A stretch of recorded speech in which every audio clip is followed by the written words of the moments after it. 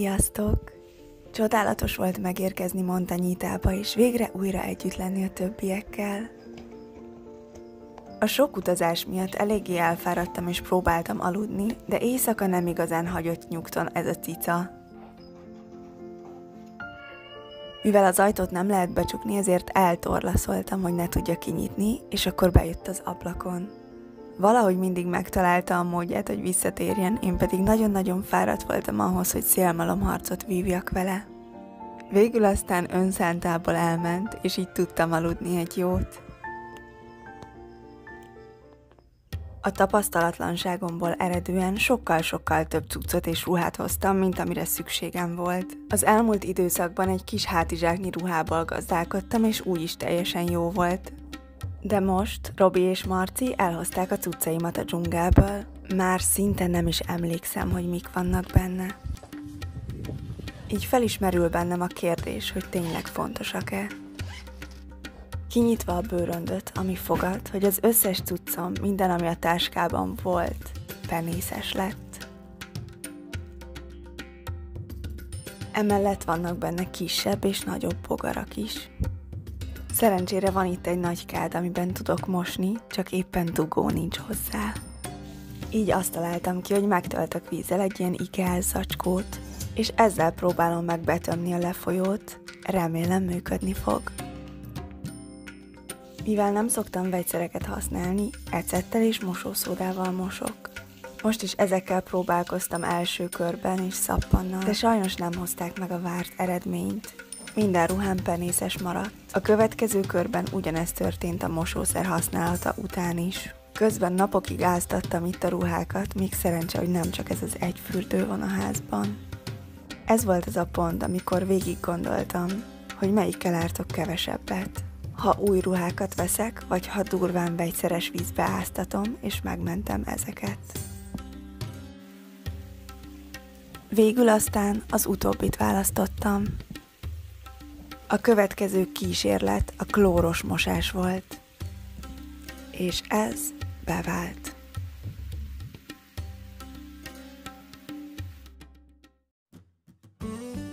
A településen van több kicsi és nagyobb bolt is. A nagyobb boltokban többféle zöldséget lehet venni és zöldleveles növényeket.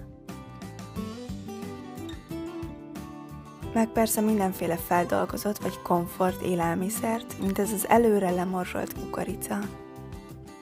De szerintem ezek elég drágák. De most már sietek is haza, mert elmegyünk együtt hamburgerezni.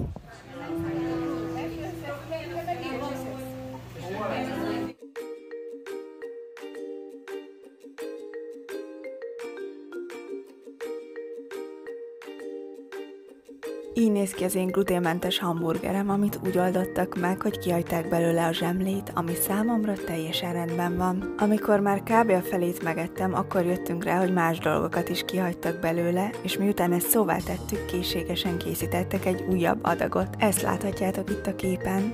A másik mellé ezt már nem is bírtam egyedül megenni, de szerencsére a többiek besegítettek. A végén pedig még desszert is volt.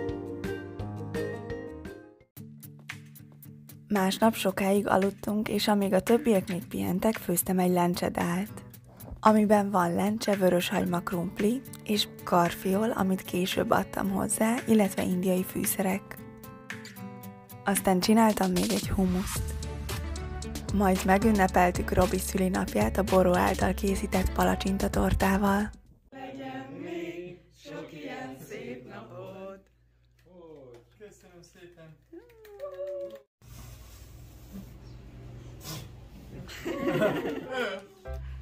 Aztán átköltöztünk egy másik hostelbe. Vicces volt, ahogy az úttalan utakon mindannyian a sárban húztuk a rengeteg cuccunkat.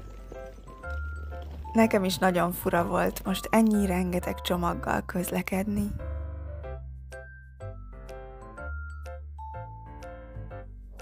Aztán meg is érkeztünk az új hostelbe, aminek nagyon dzsungeles a hangulata ezzel a sok gyönyörű zöld növényel.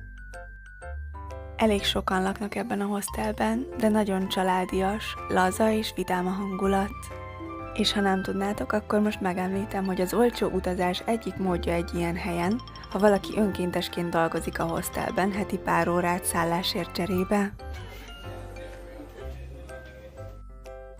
Mivel még nem tudtuk elfoglalni a szobákat, egy hátsó kis teremben mulattuk az időt, és Adrival jogáztunk, ami mindig nagyon-nagyon jó. 9-en összesen 3 szobát béreltünk, és mindegyik pont így néz ki, mint ez.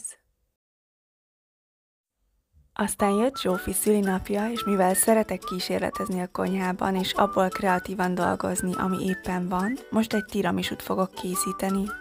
A zabot összekevertem fahéjjal, egy kis kávét felöntöttem növényi tejjel, és ezzel összekevertem a zabot, majd állni hagytam. Közben a banánokat, kávét, fahéjat és némi rizst összeturmixoltam növényi tejjel. Ez lett a krém, amit aztán rá is kentem az alsó zabrétegre. Ezután alaposan megszórtam nyers kakaóval és fahéjjal. És amíg én ezen ügyködtem, addig Adri csinált egy isteni finom nyers tortát.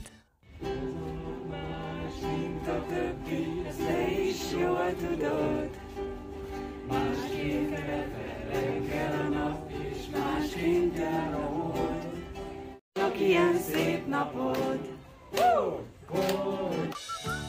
Itt láthatjátok a nyers tortát, ez pedig a tiramisu. Szerintem mindkettő nagyon finom lett. Este pedig elmentünk felfedezni a buli negyedet.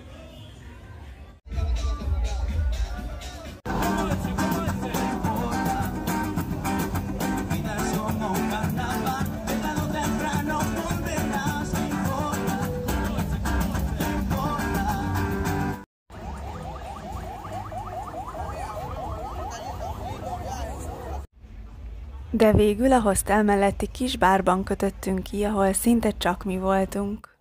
És mivel éppen karaoke est volt, karaokiztunk.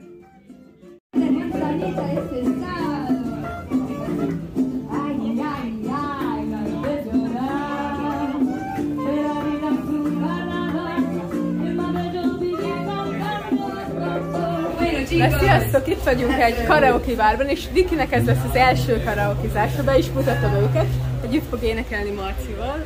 Itt van Viki és Marci. Mit énekeltek? Most már elmondjátok? Nem meghalljátok. Jó, oké. No one knows what it's like to be the bad man, to be the sad man behind your eyes.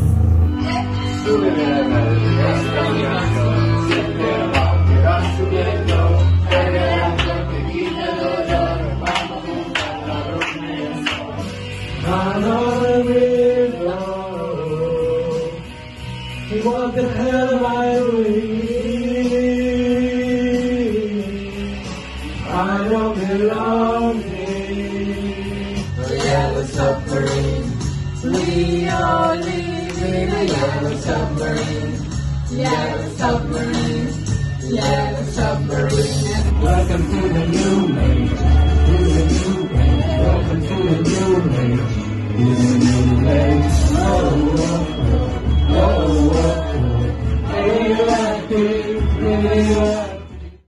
És hát mindannyian olyan jók voltunk, hogy meg is nyertük a fődíjat. Esténként ilyen kis sípológyíkok szoktak mászkálni a szoba falain és a plafonon. Nem csak itt, Vilkabambában is rendszeresen találkoztam velük.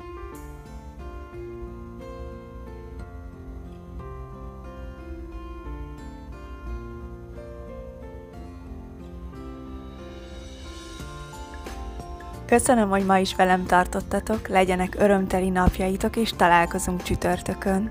Sziasztok!